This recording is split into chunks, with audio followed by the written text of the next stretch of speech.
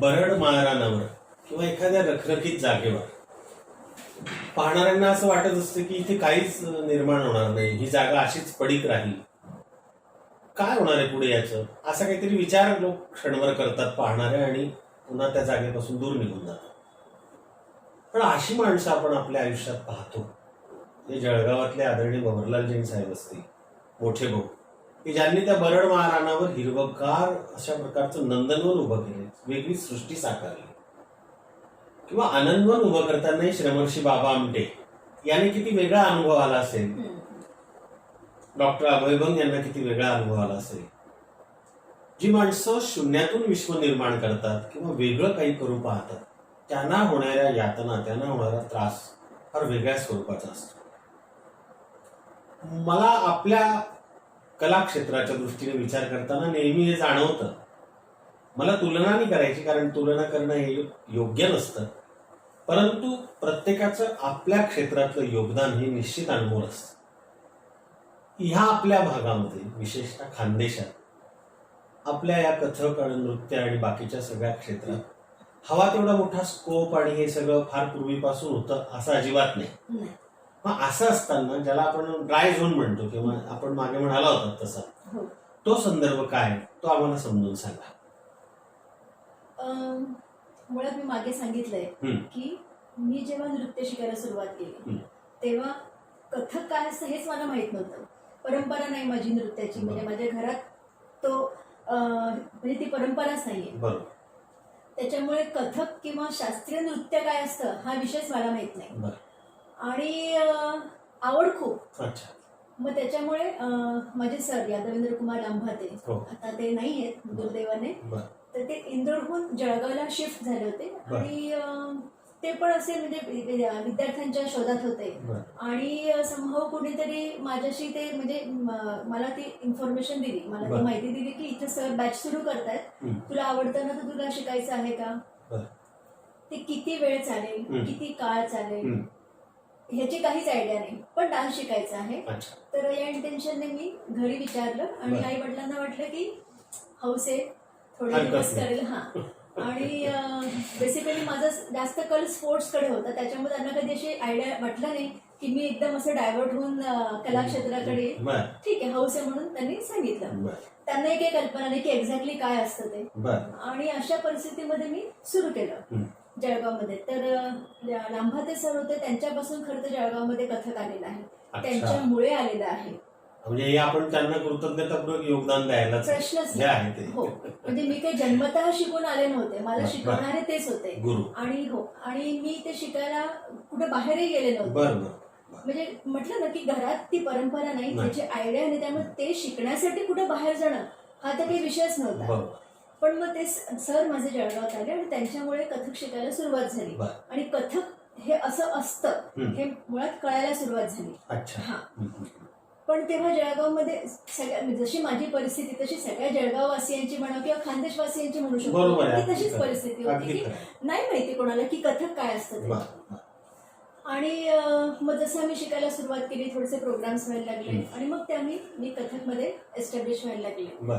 पण तेव्हा सुद्धा कथकचे कार्यक्रम खूप कमी व्हायचे, कारण की लोकांना माहित नाही. मग आम्ही लोकनृत्य करायचो, जेणेकरून तो क्लास किंवा आता सरांचं सगळंच काय म्हणतो आपण ब्रेड अँड बटर तेच होतं. म्हणजे सरांचं उदरनिर्वाहाचं मुख्य साधन ते होतं. त्यामुळे स्टुडंट्स टिकवणे आणि प्रोग्राम्स करणे हे तर सरांचं मुख्य काम होतं, साहजिक आहे. आणि ते तर त्याच्या माध्यमातून मग आम्ही ते लोकनृत्य करायचो, फोक डान्सेस करायचो, ग्रुप डान्सेस करायचो आणि मला तेही आवडायचं. आणि त्याच्यासोबत आम्ही कथकही शिकवत होतो, कथकच्या परीक्षा देत होते मी.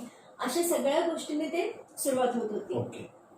पण तरीही खूप कमी मुली येत होत्या, कारण एक तर ती मानसिकता नाही जळगावमध्ये, आणि सर म्हणजे एक पुरुष आणि ते पण बाहेरचे, म्हणजे त्यांचं बॅकग्राऊंड आपल्याला माहिती नाही अशा विचारांचे पण लोक होते. त्याच्यामुळे मुलींना पाठवायचे नाही, शिकवायला जरा नाही पाठवायचं, असं सगळं तो विषय होता.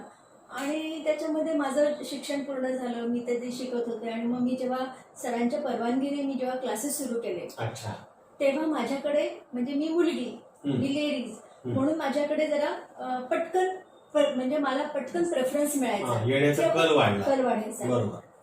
पण मी एक पथ्य पाळलं होतं की सरांकडचे जे विद्यार्थी होते ते मी माझ्याकडे कधीच घेतले नाही.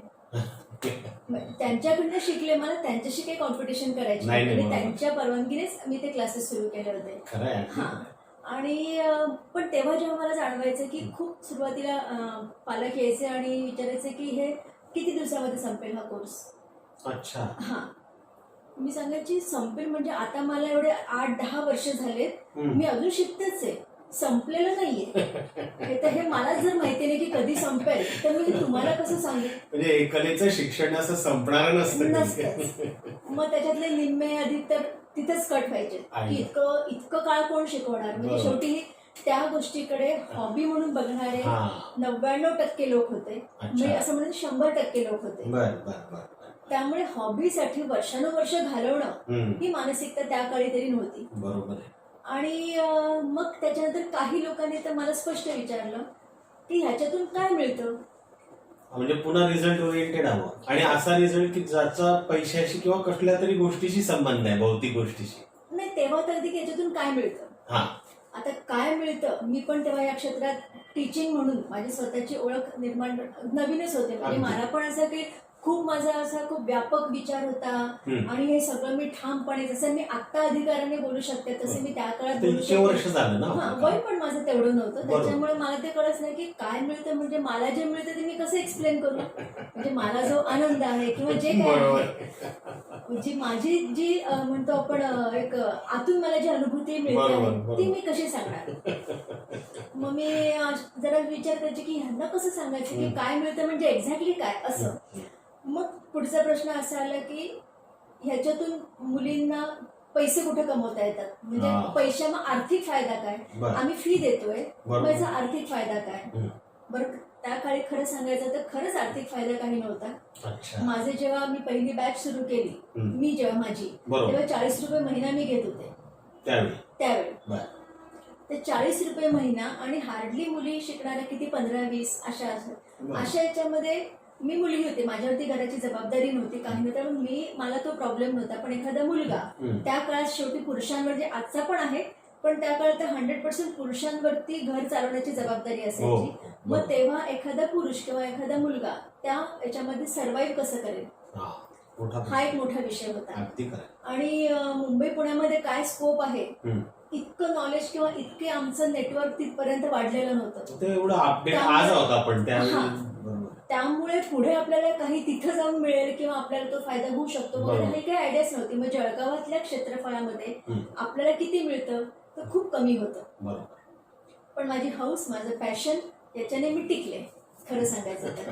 आणि मग तरी मी टिकले म्हणूनच ते मी पुढे वाढवत नेले.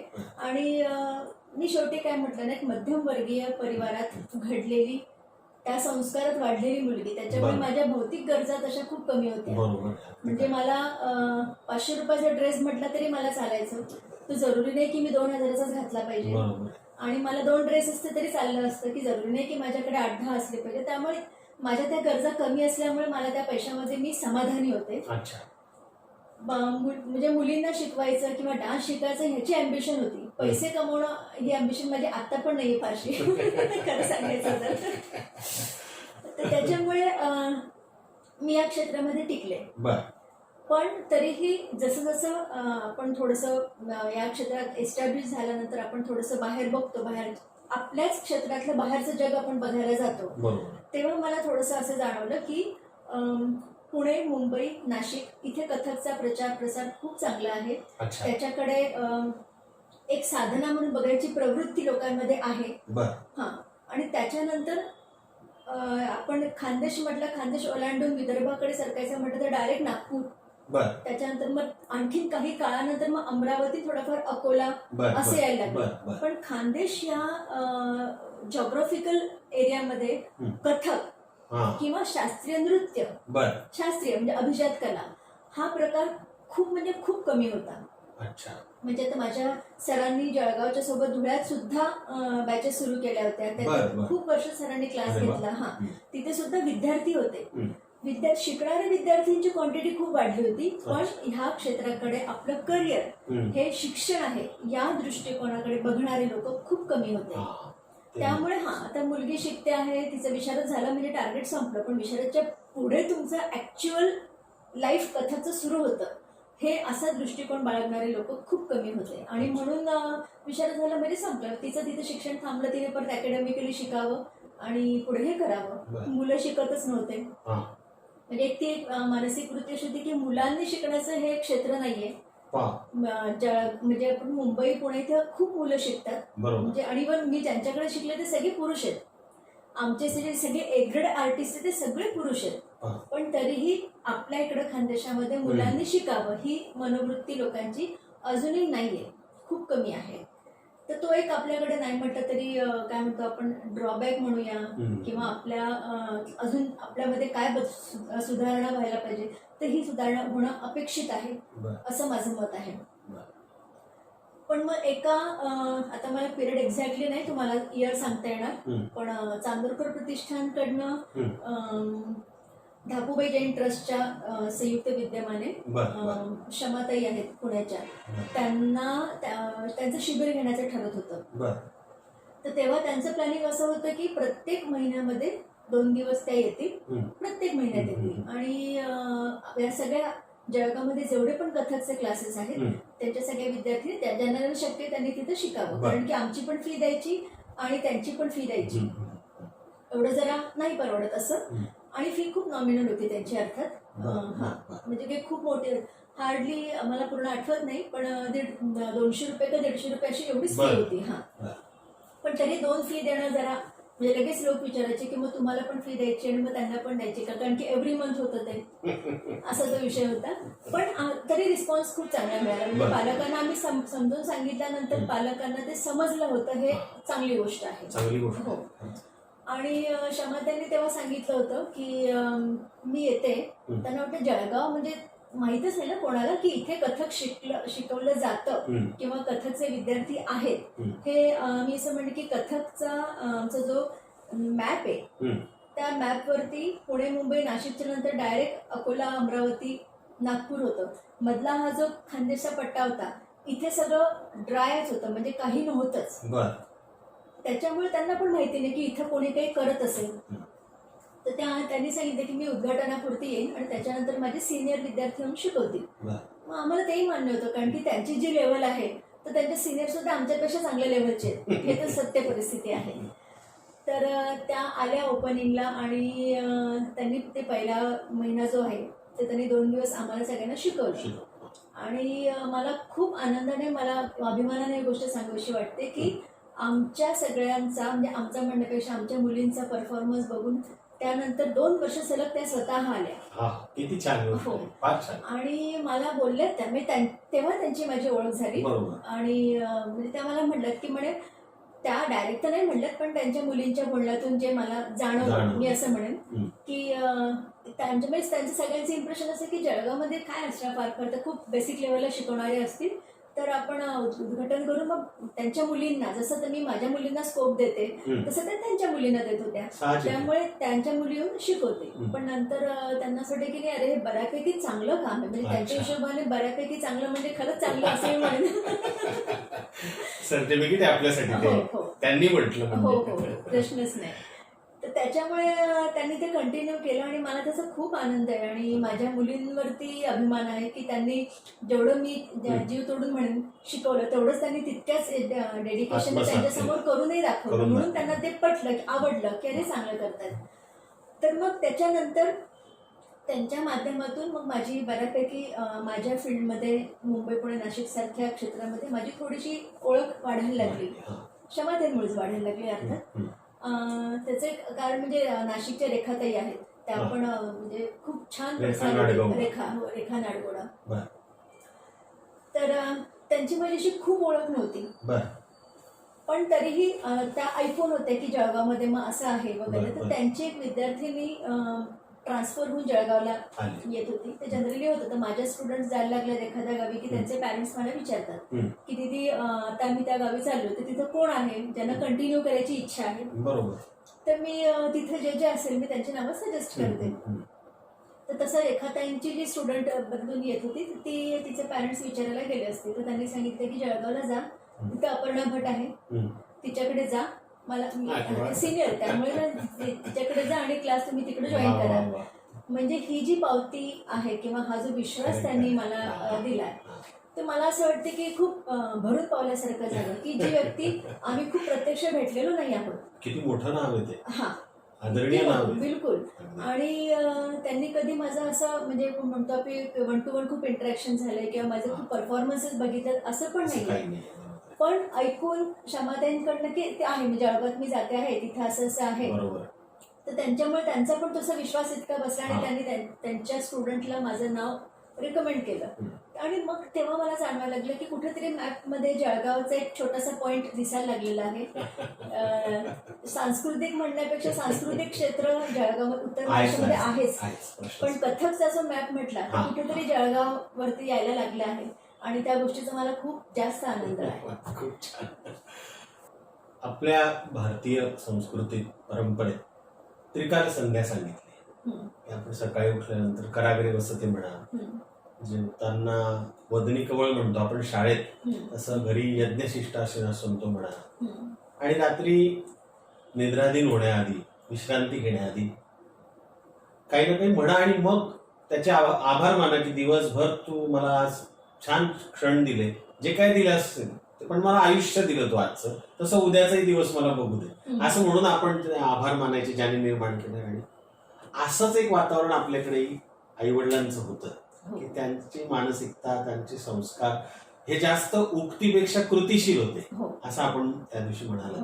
तर अन्न हे पूर्ण ब्रह्म हा सगळ्यात मोठा संस्कार आपल्याकडे मानला जातो. या बाबतीत आपल्या वडिलांच्या संदर्भात काही अशा गोष्टी आहेत की ज्या खरोखर नव्या पिढीनेही थोडं समजून घेतलं पाहिजे, मुला मुलींनी, असं आम्हाला ते सांगा ना. ती कुठली गोष्ट आहे, कुठली घटना घडली? माझ्या वडिलांच्या बाबतीमध्ये म्हटलं तर दोन्ही तिन्ही गोष्टी आहेत.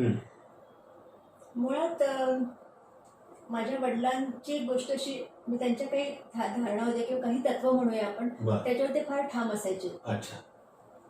अन्नाला नाव ठेवलेलं त्यांना अजिबात चालायचं नाही. या बाबतीत ते कडक होते. आता थोडंसं आपण म्हणजे नाही म्हटलं तरी वयानुसार पटकन असं बोलून टाकतो की नाही हे चांगलं नाही झालं वगैरे असं. तर ते आम्हाला म्हणायचे की तुम्हाला कोणी हा अधिकार दिला हे चांगलं नाही झालं म्हणायचा, तू केलेस का? मग इव्हन म्हणजे आम्ही तिघही, माझे 2 भाऊ आणि मी, मग तिघांना ते एका सारख्या ह्याच्यामध्ये होतं. कोणी ह्या बाबतीमध्ये कोणी जवळ लाडाचं आणि कोणी असं काहीच नव्हतं, सगळ्यांना सारखं. जर मी बोलले तर मला म्हणणार, मी जर म्हटलं की हे नाही चांगलं झालं तर मला म्हणणार, भाऊ बोलला तर भावाला बोलणार की हे तुम्हाला कोणी अधिकार दिला. तर मला एकदा असंच म्हटलं होतं, मी असं काहीतरी मला खायचं नव्हतं तर कदाचित तेव्हा आता एक्झॅक्टली तेवढं आठवत नाही, पण म्हटलं की नाही हे चांगलं नाही झालंय. तर म्हणे हा अधिकार तुला दिला कोणी? मग मी त्यांचं बघायला लागले त्यांच्याकडे.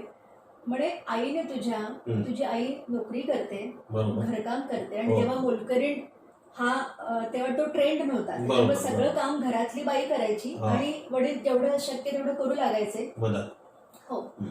तर म्हणे आई तुमचं हे सगळं करून तुमच्यासाठी आयतं तुम्हाला देते आहे, त्या याच्यावरनं तुम्हाला जे आहे जसं आहे ते खाणं हे तुमचं सगळ्यात पहिलं कर्तव्य आहे. तुम्हाला कोणी अधिकार दिला त्या गोष्टीला नावं ठेवण्याचा? तुम्ही म्हणे करून दाखवा मला, आणि ह्याच्यापेक्षा काय, याच्यापेक्षा थोडं कमी चांगलं मला चालेल, पण करून दाखवा, येतंय का? आणि त्याच्यावरती खरंच काही उत्तर नसायचं. म्हणजे मला असं वाटतं की बरोबर आहे ना, हे खूप राबते तेव्हा ते तयार होतात. तर ते नंतर कळायला लागलं की या एखाद्याच्या कष्टाचं चीज जे असतं त्याचं तुम्ही पण त्याची कदर करा. उद्या उठून म्हणजे तुम्ही कराल आणि तुम्हाला कोणी क्रिटिसाइज केलं तर तुम्हाला जे वाटेल ते आता या क्षणी जे पण कोणी करतं त्या व्यक्तीला वाटत असतं, त्याच्यामुळे नावं ठेवायची नाही. आणि मग आम्ही गप्प असायचो, म्हणजे कारण की वडील आम्हाला रागवायचे कधीच नाही, दरडावणं पण नसायचं, पण ठामपणे बोलणं असायचं. तेव्हा ते कळायचं की बस हे यांचं लिमिट आहे, त्याच्या पलीकडे ते रागवणार नाहीत. पण आता जे तितकं स्पष्ट बोलतात याचा अर्थ ते आपल्याला रागवत आहेत, ते आम्ही ठरवलेलं असायचं आमच्यासाठी, संकेत येतो अगदी. आणि आई म्हणजे आईने सांगितली मला त्याच्यानंतरची गोष्ट. त्या आईशी गप्पा मारताना वडिलांच्या नंतर बऱ्यापैकी आईच्या आठवणीतून ती गोष्ट आली की एकदा खिचडी केली होती आईने आणि वडिलांना वाढली, ती कामात होती ना, तर ते सगळे सोबत खरं जेवायला बसायचे, पण ती म्हणे की मी नंतर कळलं, तुम्ही आधी जेवून घ्या. आणि जेवण झालं वडिलांचं, आणि आमच्याकडे ती पद्धत होती की जेवल्यानंतर आपलं ताट उचलून आतमध्ये किचनमध्ये घेऊन जायचं.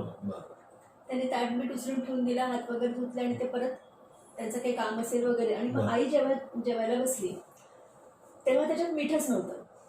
अच्छा, खिचडीत मीठच नव्हतं, विसरून गेले. हा, मग आईने म्हणे अहो तुम्ही खाऊन टाकलं सगळं, म्हणजे पोट भरून जेवलं, नॉर्मल जेवण जसं होतं तसं, पण तुम्ही एक शब्द सांगायचं तर खरं की मीठ राहिलंय.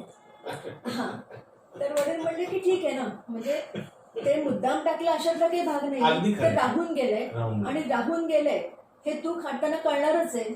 मग आता ते सांगून तू चुकली असं पॉइंट आउट करण्यामध्ये काय म्हणजे मुद्दा काय त्याच्यात? त्याच्यापेक्षा तुला तुझं ते खाताना कळणारच आहे की अरे हे आपल्याकडनं चुकलंय, तिथे विषय संपून जातो.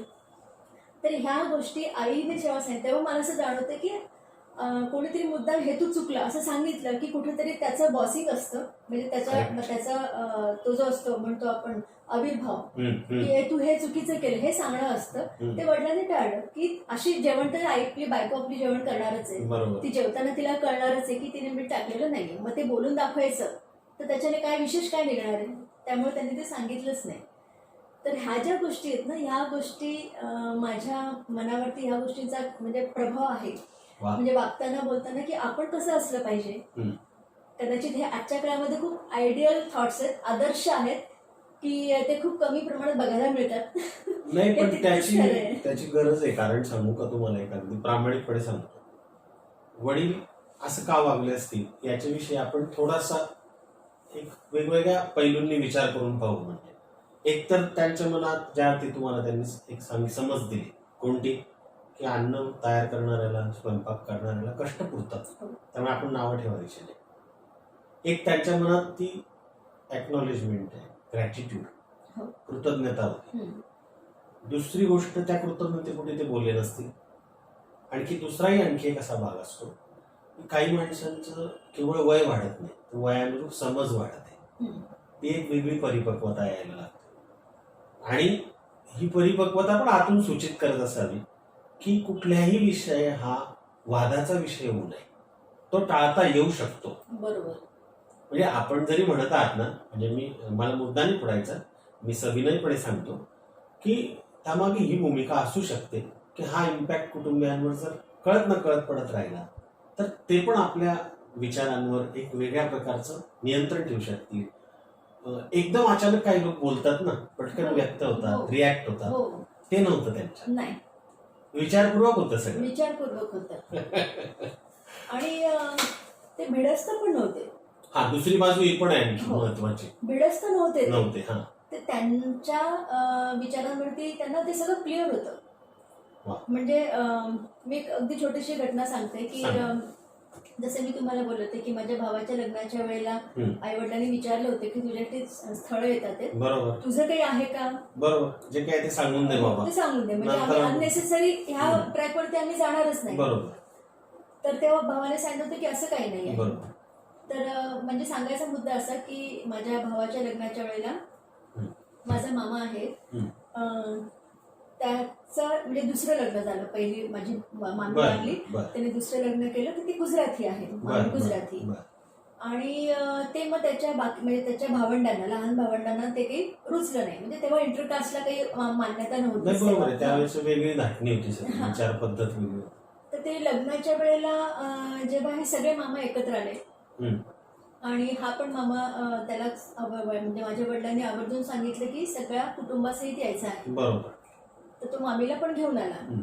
तर ते त्याच्या लहान मामाला थोडस ते म्हणजे रुचलं नाही की अरे म्हणजे काय म्हणतो ना आपण, हिला कशाला आणलं असं. म्हणजे हा विषय माझ्यासमोर घडलेला नाहीये, थोडासा तो मामा गेल्यानंतर मला तो कळला. आणि तशी मी थोडी तेव्हा लहान होते, अगदीच काही खूप मोठे नव्हते.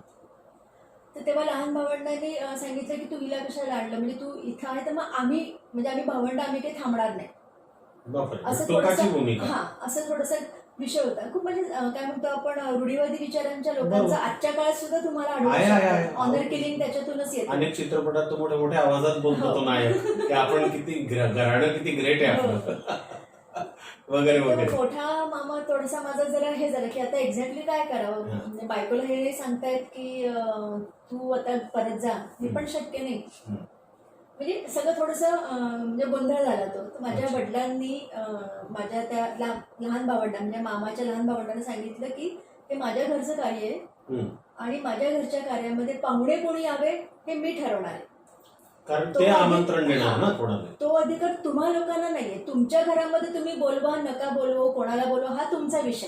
त्याच्यात तुम्ही आम्हाला नाही बोलवलं तरी आम्ही राग नाही मानणार. पण ह्या माझ्या घरच्या कार्यामध्ये कोणी राहावं हे मी ठरवणार. अगदी खरंय. म्हणजे म्हणजे आपण म्हणतो ना तेव्हा की नंदोई आणि हे म्हणजे ते बहीण भावाचं नातं मानलं जातं. म्हणजे ती माझी लहान बहीण आहे, मी बोलवलेलं आहे, त्यामुळे ती थांबेल.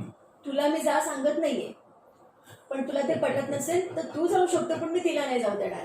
कारण ती बहीण आहे. आणि मी बोलवलंय मुळात. आणि तिला जा सांगण्यासाठी काही सॉलिड रिझन काहीच नाही, फक्त ती गुजराती आहे एवढंच एक रिझन असू शकत नाही ना.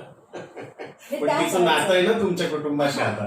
तर तो विषय म्हणजे आणि हे सगळं घडलं तर मला असं जाणवलं की अरे म्हणजे इतकं काय म्हणतो आपण स्वातंत्र्य किंवा इतकं ठाम विचार असणं कधी कधी आवश्यक असतं.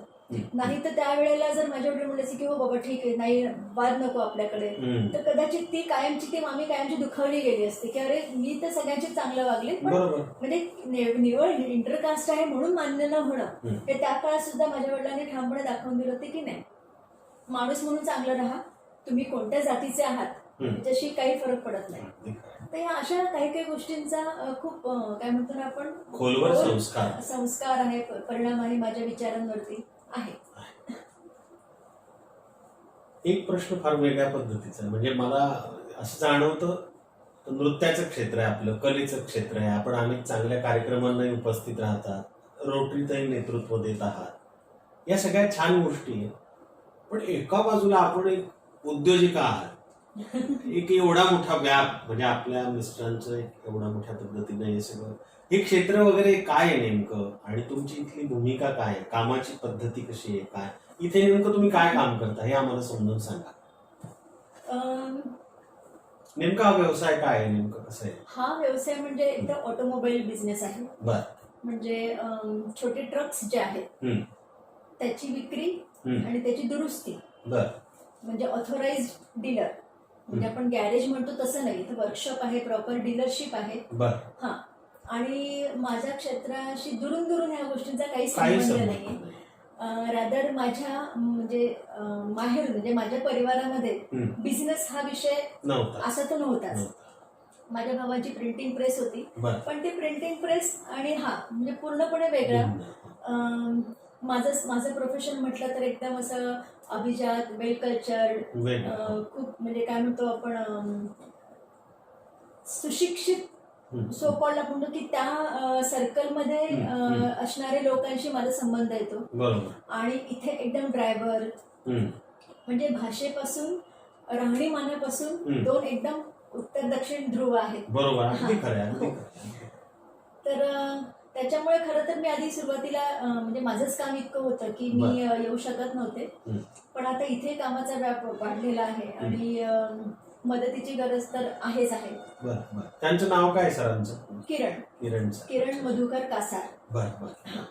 आणि त्यांनी किती वर्षापासून सुरू केलं आहे सगळं? त्यांचं पण 25 वर्ष झाली, 23-25 वर्षापासून ते या क्षेत्रामध्ये आहेत. मागे एकदा चर्चा केली होती मी सरांशी, त्यावेळी असं बोलण्यात आलं होतं की घरून कोणती विशेष पार्श्वभूमी नसताना स्वतः त्यांनी गाडी चालवून आणि खूप मेहनत घेऊन आणि सगळी पथ्य पाळून कुठल्याही प्रकारचं व्यसन नाही, काही नाही, अशा सगळ्या गोष्टी जपून आयुष्यात या क्षेत्रात काम केलं आहे.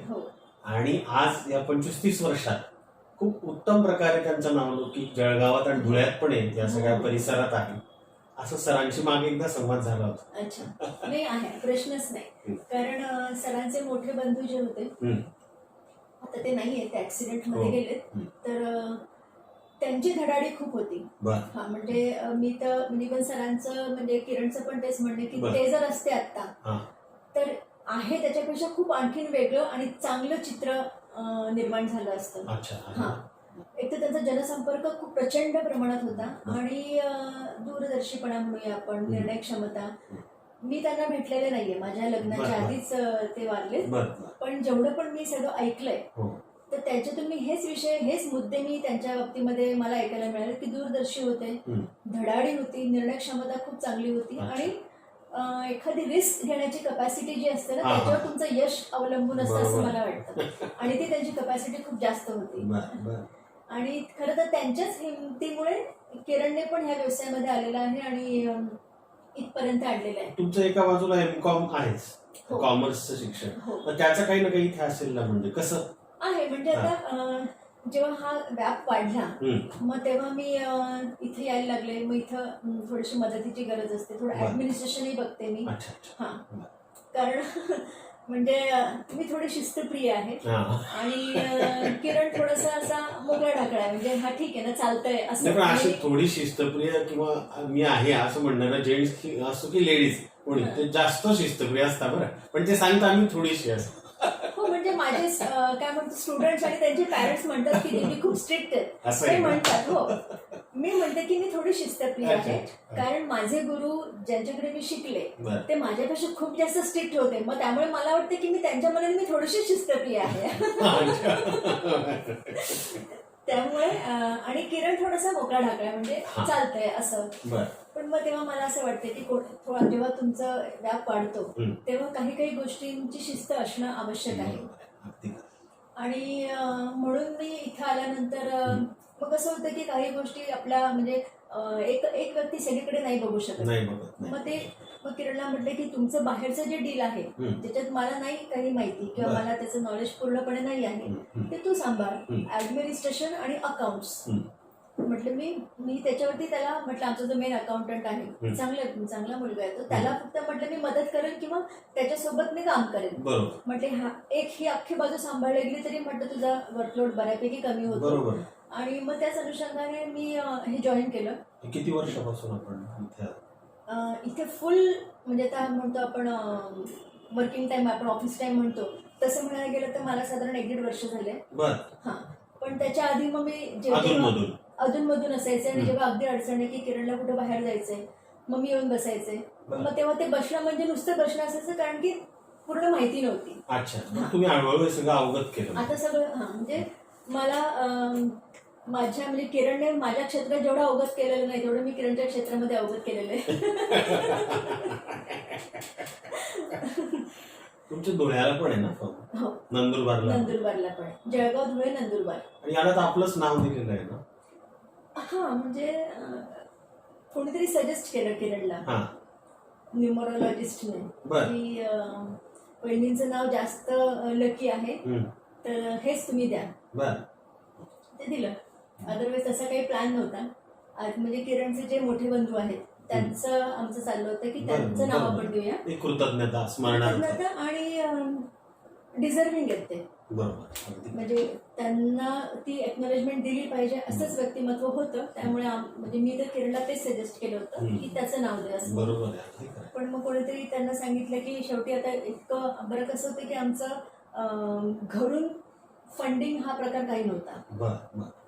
म्हणजे किरणच्याकडून म्हणजे किरणचे वडील म्हणजे माझे सासरे जे आहेत ते हे गव्हर्नमेंट सर्वंट, म्हणजे मध्यमवर्गीय, त्यांचं त्यांनी निभावून नेलं इतपत त्यांचं होतं, बाकी काहीच नाही. मग सगळं जो काय आम्ही व्याप वाढवला तो सगळा कर्ज घेऊन, मग कर्ज काढायचं म्हणजे परत ते लोन, त्याचं इंटरेस्ट, त्याचं ते सगळं ते हे टेन्शन आलं. तर मग अशा सिच्युएशन मध्ये कुठेतरी परत इतकं मोठं जेव्हा वाढवलं तेव्हा त्याचं जेव्हा करोडोंमध्ये लोन जातं तेव्हा तुम्हाला त्याचं टेन्शन येतच नाही म्हटलं तरी. मग ते कुठेतरी आपण एक मानसिक आधार शोधतो. मग तसंच की बाबा सगळ्याच बाबतीमध्ये चांगलं असलं पाहिजे, चांगल्या मुहूर्तावर करा, हे करा, असं सगळे लोक सांगणारे असतात.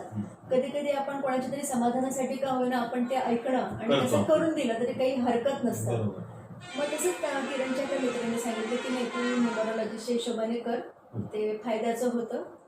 आणि म्हणून मग किरणने विचारलं तर त्याने माझंच नाव सांगितलं की वहिनीचं नाव तू जास्त लकी आहे, तर ते केलं. आणि बहुतेक असावं कदाचित, कारण की माझ्या भावांची प्रिंटिंग प्रेस होती, ती पण माझ्या नावाने होती आणि ती खूप चांगली चालायची. हो, म्हणजे ऑफसेट यायच्या आधीची गोष्ट आहे, जेव्हा ते साधे ते खेळे कंपोज करून आपण करायचो तेव्हाची, तेव्हा खूप प्रचंड चालायची ती. तेव्हा म्हणजे म्हटलं माझं नाव माझ्यासाठी कितपत फायद्याचं माहिती नाही, पण दुसऱ्यासाठी नक्की फायद्याचं आहे. अपर्णा ऑटोमोबाईल नाव दिलंय ना? Aparna automotive. Automotive. Aparna automotives. हे भुसावळ रोडला इकडे इथे आणि समोर पण आहे ना? समोर आहे ते आयशर मोटर्स आहे. Eicher Motors. ते प्रभा मोटर्स, म्हणजे ते प्रभा मोटर्स म्हणजे माझ्या सासूबाईंचं नाव आणि माझ्या वडिलांचं नाव. असं ते सासूबाईंचं नाव प्रभावती होतं आणि माझ्या वडिलांचं नाव प्रभाकर. तर दोघांचं मिळून ते प्रभा केलं, ते प्रभा मोटर्स हे केलं. हो, म्हणजे ते पण आम्ही जेव्हा तो प्लॉट घेतला, माझं लग्न झालं 2000 मे 2000 आणि नोव्हेंबर डिसेंबर मध्ये माझे दागिने मोडून आम्ही त्या प्लॉटचा आम्ही आपण म्हणतो विसारा देतो ते केलं. सुरुवात आमची इथूनच होती. पण आज त्यांना खूप चांगलं यश आलेलं आहे आणि खूप चांगली गोष्ट आहे की तुम्ही लावून दोघं एकमेकांच्या आवडीनिवडी जपून एकमेकाच्या कामामध्ये मदत करून एक सुंदर सहजीवन आपलं आहे. आणि आज ते आम्ही सांगितलं पाहिजे असं नाही, सगळे जळगावकर ते पाहतायत, अनुभवताय आणि आपण वेगवेगळ्या सामाजिक सांस्कृतिक कामात पण आहात. त्यांनाही आवड आहे सरांना, त्यामुळे सगळ्यांची त्यांचा घनिष्ठ परिचय आहे चांगला. आपण कला क्षेत्रात आणि त्यात पुन्हा स्पेसिफिक नृत्य हा विषय घेऊन PhDचं संशोधन केलं. आता आम्ही साहित्य क्षेत्रात किंवा जास्तीत जास्त सामाजिक क्षेत्रात फिलॉसॉफी, तत्वज्ञान याच्या संदर्भातले जे PhD असतात ग्रंथ ते पाहिले, त्याविषयी जिज्ञासा म्हणून जाणून घेतलंय.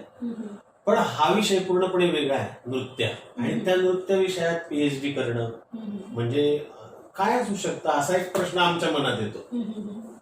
तर ह्या सगळ्या गोष्टींची उत्तरं आम्हाला आपल्याकडून अपेक्षित आहेत. आणि आपलं PhDचं शीर्षक काय होतं, नेमकं काय करावं लागलं, थोडं सारांशात्मक आम्हाला समजून सांगा. प्रयत्न करते मी, कारण की विषय मोठा आहे, त्याला थोडक्यात सांगायचा मी प्रयत्न नक्की करते.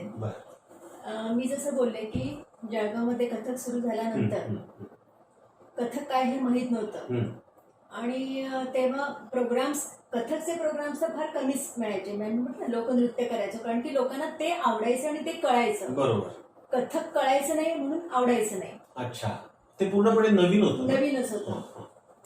तर त्याच्यामुळे मी ते करायचो. मग कथकशी रिलेटेड काय ऍक्टिव्हिटीज असायच्या, तर माझे म्हणजे मी खूप लकी की माझे गुरु खूप चांगले होते. त्यांनी मला मुळात शिकवण्यामध्ये जास्त इंटरेस्ट असायचा. म्हणजे इव्हन माझ्या सरांच्या क्लासमध्ये सुद्धा मी शिकवायचे ज्युनियर मुलींना. तर ते सरांनी ते बघितलं होतं आणि सरांनी विचारलं की काय करायचं तुम्हाला.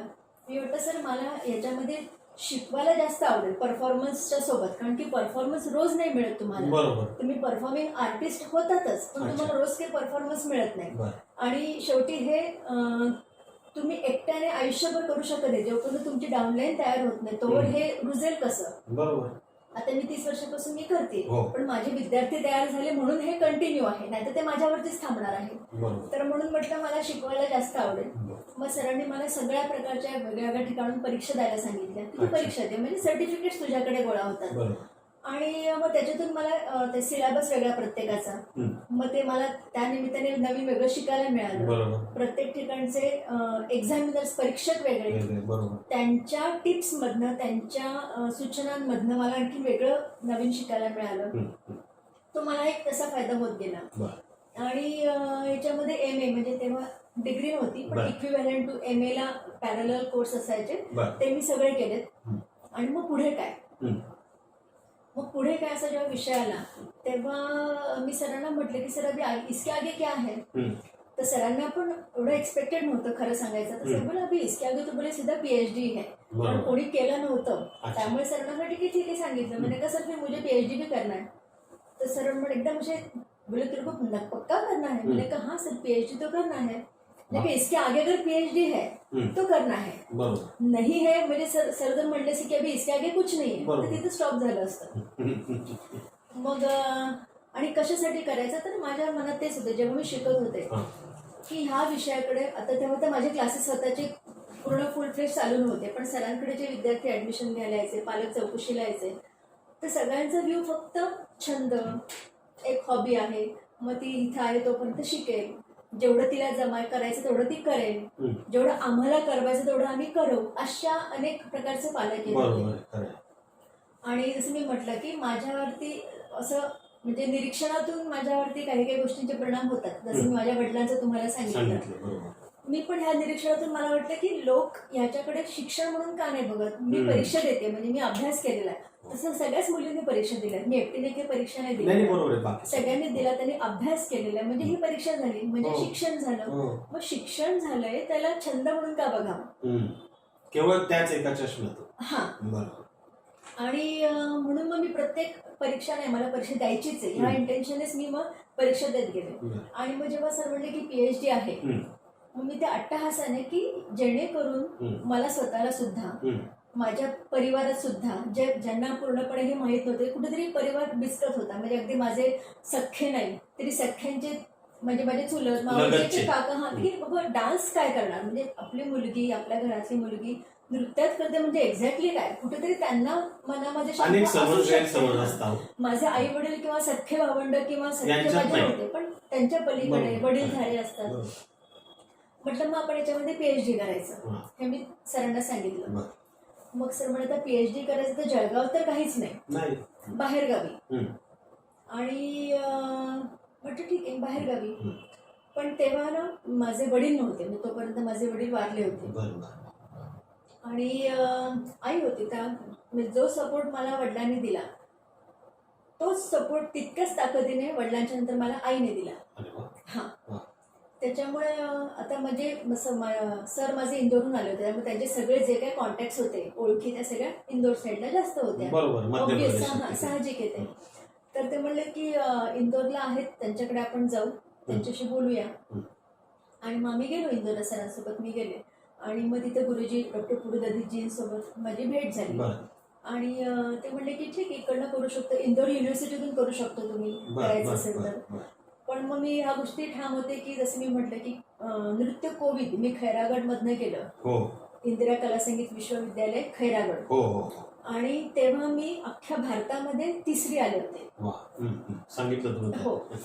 मग मी तेव्हा की मला इथूनच करायचंय. आणि ती एक युनिव्हर्सिटी आहे, परफॉर्मिंग आर्ट्सची, फाईन आर्ट्सची युनिव्हर्सिटी आहे ती. त्याच्यामध्ये कॉमर्स सायन्स सब्जेक्ट्स नाहीयेत, त्याच विषयाची. हा, म्हणजे सगळे आर्ट्स, सगळ्या ललित कलांची ती युनिव्हर्सिटी आहे. म्हटलं मग मला इकडनंच करायचं आहे. मग ते म्हणजे ठीक आहे, मग तिकडनं आम्ही रजिस्ट्रेशन केलं. पण मग तेव्हा सर म्हणलं होते की तुझे जलगाव से इंदौर आना पडेगा. बरोबर येते. मैंने कहा सर ठीक है मैं आऊंगी. मग सर मला गुरुजींनी काही सब्जेक्ट्स दिलेत की काही फील्ड वर्कचे होते, म्हणजे तुम्हाला मग तेव्हा सगळीकडे फिरावं लागलं असतं.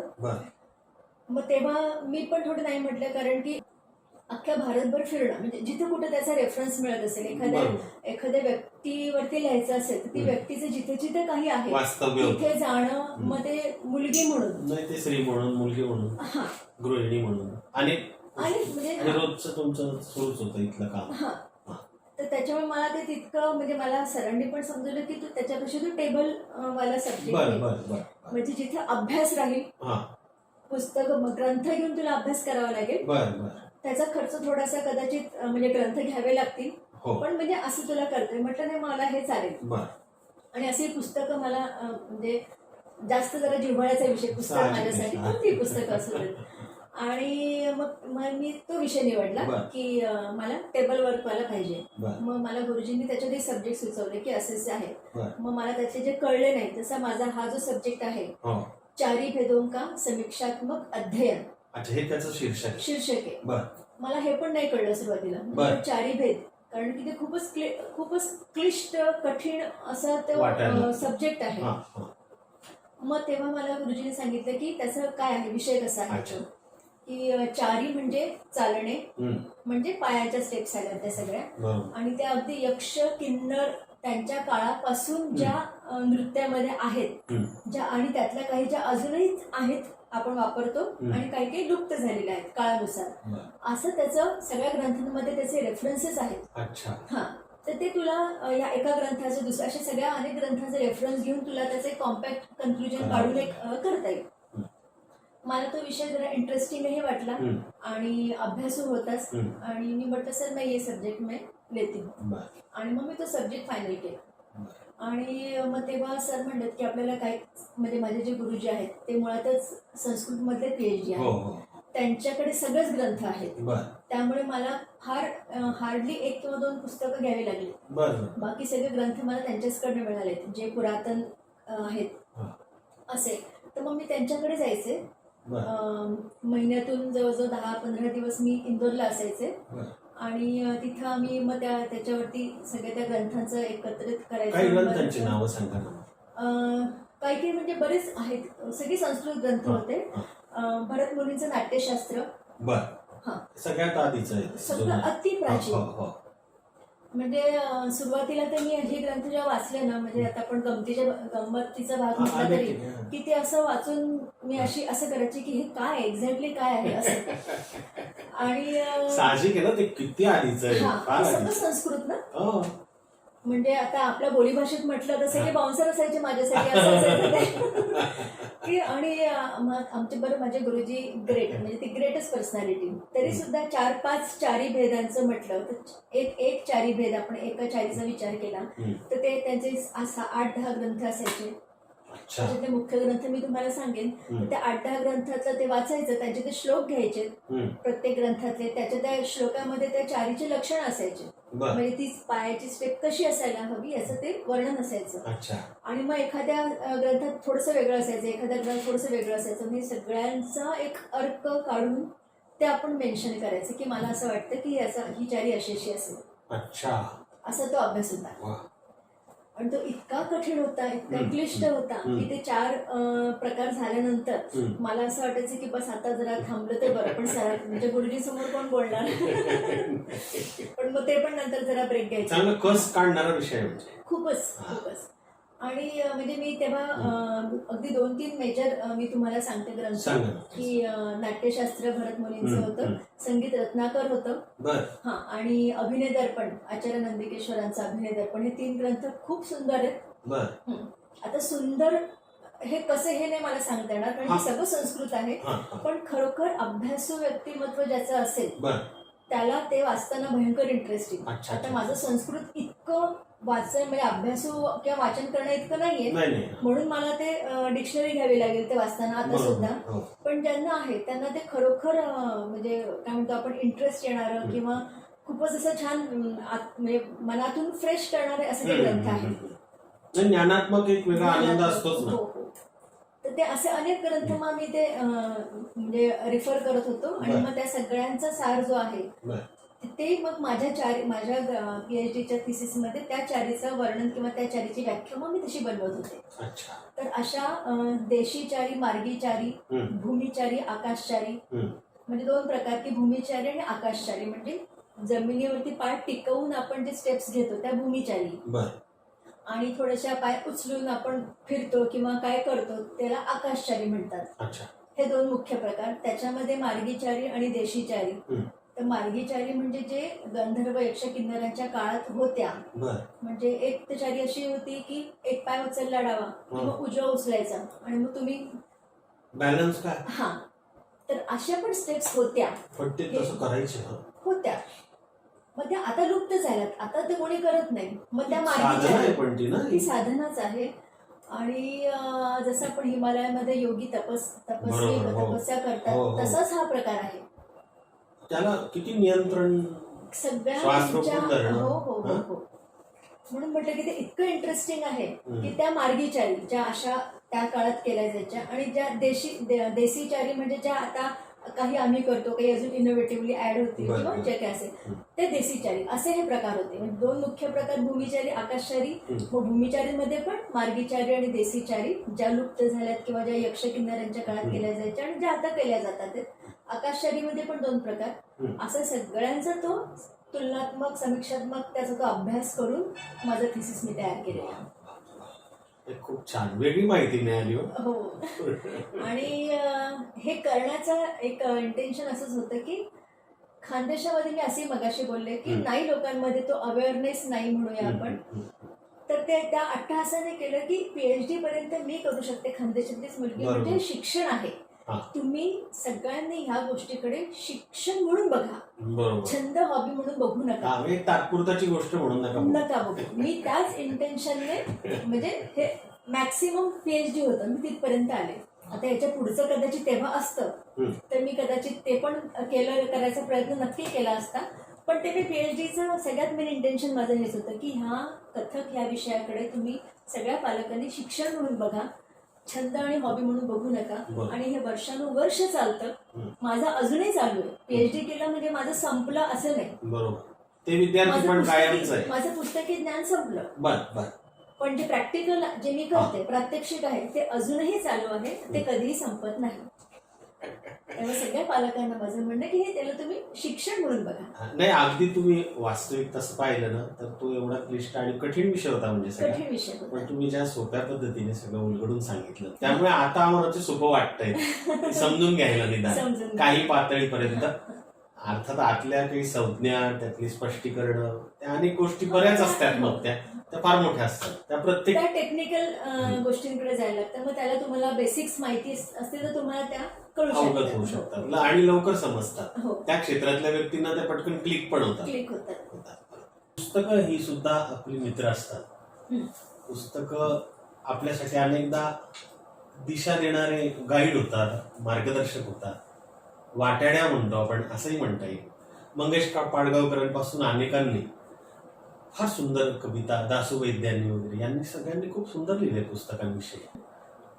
आपल्या एकूण सगळ्या आयुष्याच्या वाटचालीत आपण म्हणाले की मला पुस्तकं खूप आवडतात. इथेही आल्यानंतर आम्ही काही पुस्तकं पाहिलीच आहेत आपल्या इथे. पण मला एक सांगा, ही आवड मुळामध्ये आपल्या घरात माहेरी नक्कीच रुजलेली असणार. ती कशी काय? मी ऐकलंय की प्रमोदजींना, आपले सख्खे भाऊ, त्यांना ज्यांचा प्रिंटिंगचा व्यवसाय होता, त्यांना सुद्धा वाचनाची आवड होती.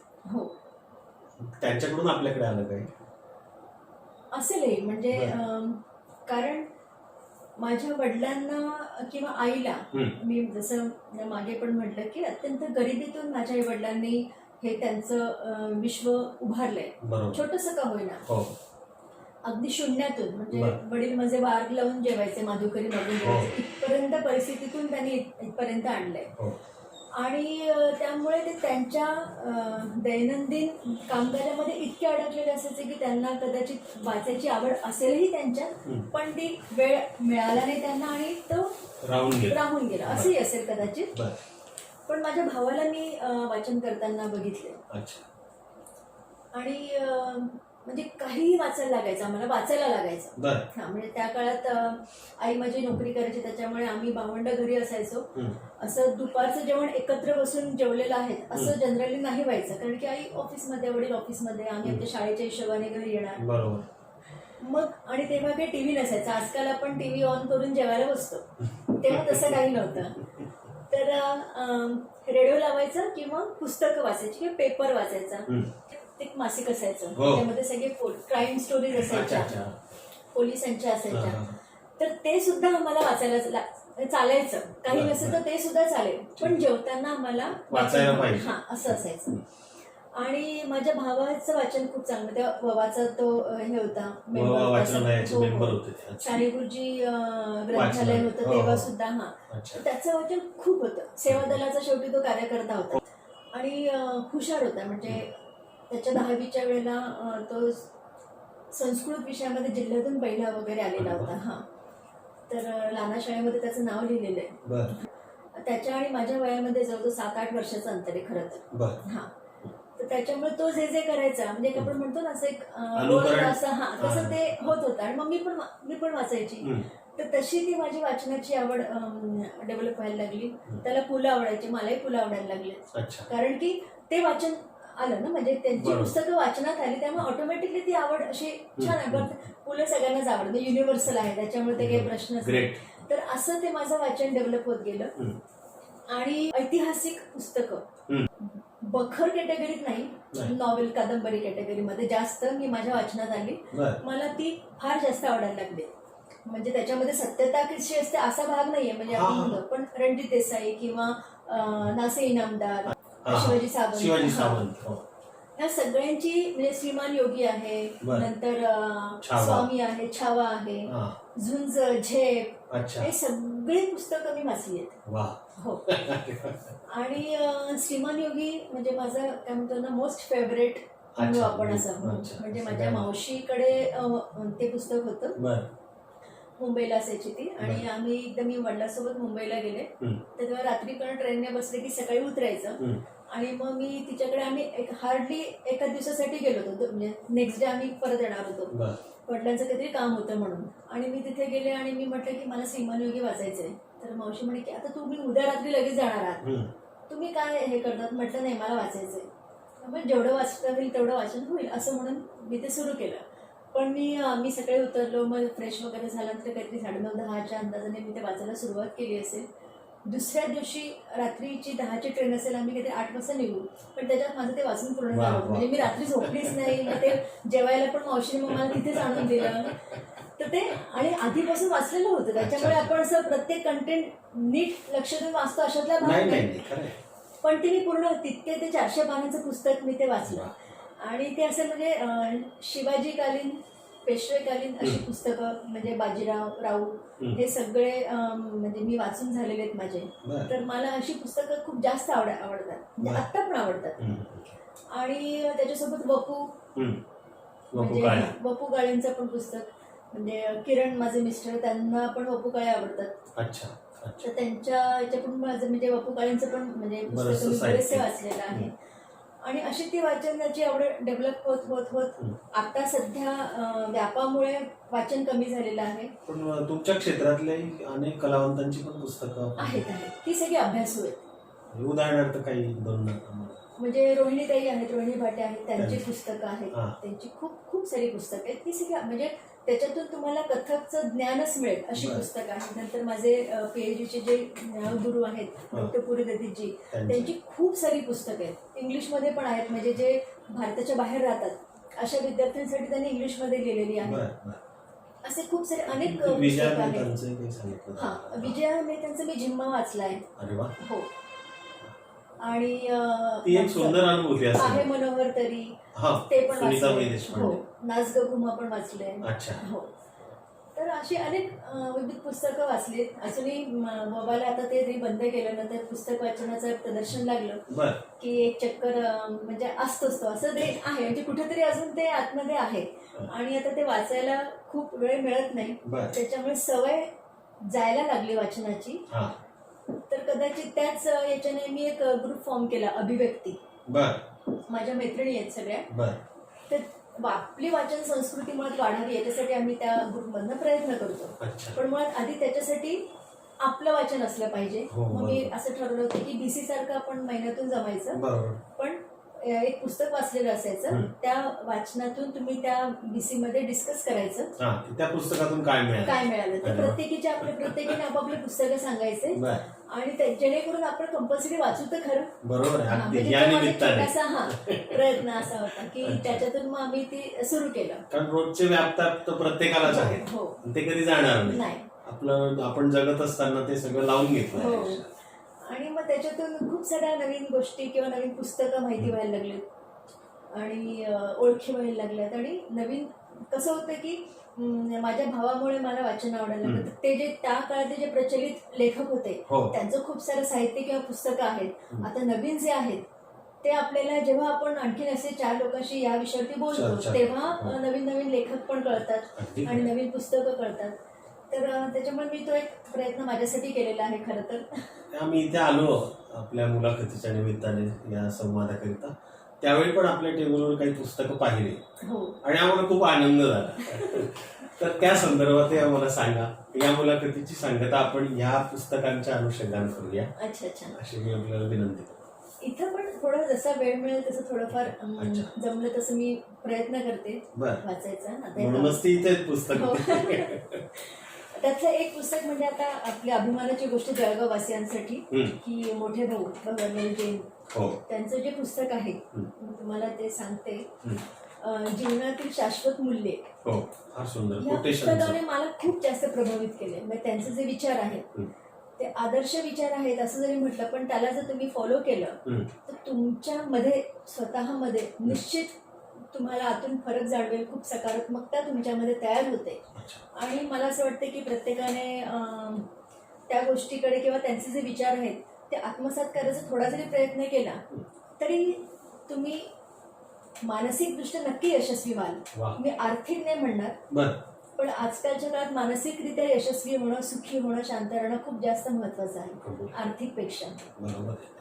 तर हे पुस्तक जे आहे जीवनातील शाश्वत मूल्य, अतिशय सुंदर पुस्तक आहे. आणि मोठ्या भाऊंची एक वेगळं व्यक्तिमत्व, त्यांच्या व्यक्तिमत्वातला एक वेगळा अँगल म्हणूया आपण या पुस्तकातून तुम्हाला बघायला मिळेल. म्हणजे बिझनेस सांभाळणारे भाऊ, मोठे भाऊ ते एकदम वेगळे आणि इतके आदर्शवादी विचार करणारे किंवा दाखवणारे हे भाऊ एकदम वेगळे. खरं तर मोठ्या भाऊंचे सगळेच विचार चांगले आणि ते म्हणजे मी वाचून तुम्ही ऐकण्यापेक्षा प्रत्येकाने ते पुस्तक वाचावं हे जास्त मला वाटतं उपयुक्त ठरणार आहे. भाऊने त्याच्यामध्ये म्हटलंय, एक विचार त्यांचा आहे की चांगली पुस्तकं, चांगली माणसं ही शोधत राहायला पाहिजे. कारण काय तर पैसा वगैरे टिकत नाही, पण चांगली पुस्तकं आणि चांगली माणसं हीच खरी श्रीमंती आहे. हे इतकं त्यांनी छान सांगितलंय की चांगली पुस्तकं, चांगली माणसं शोधत राहायला पाहिजे, कारण तीच खरी श्रीमंती आहे. आणि मला असं वाटतं की हे अत्यंत खरं आहे. आणि तसंच त्यांचं पुस्तक वाचताना एक दुसरा आहे, म्हणजे खरं तर तो मला लागू होत नाही, पण माझ्या गुरुजनांना तो विचार नक्की लागू होतो. अच्छा.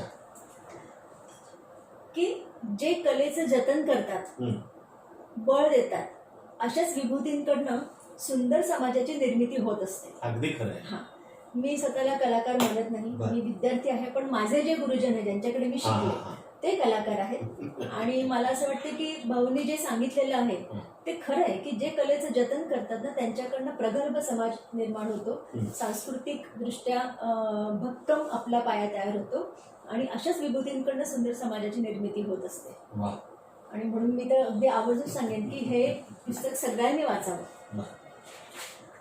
आणि ते असे तुम्ही जे म्हणतात की अशी अनेक पुस्तकं आहेत, तर ते छोटंसं हे सुशील सुर्वे यांचं आहे प्रिय आई बाबा, फार सुंदर एकदम. हा, अशी छोटी छोटी पुस्तकं येतील की शाळेतले शिक्षक आणि पालक यांच्यासाठी सुद्धा फार उपयुक्त पुस्तक आहे. फार सुंदर पुस्तक आहे प्रिय आई बाबा. अगदी. आणि अशी आपण म्हणतो चालता बोलता जरा कंटाळा आलेला आहे, कोणाशी बोलून जर 5 मिनिटं विसावा घ्यायचा आहे, तर विसाव्यामध्ये सुद्धा वाचता येण्यासारखी छोटे छोटे पुस्तक आहेत. मी ते जरा अशी ठेवलेली असतात माझ्या सोयीनुसार.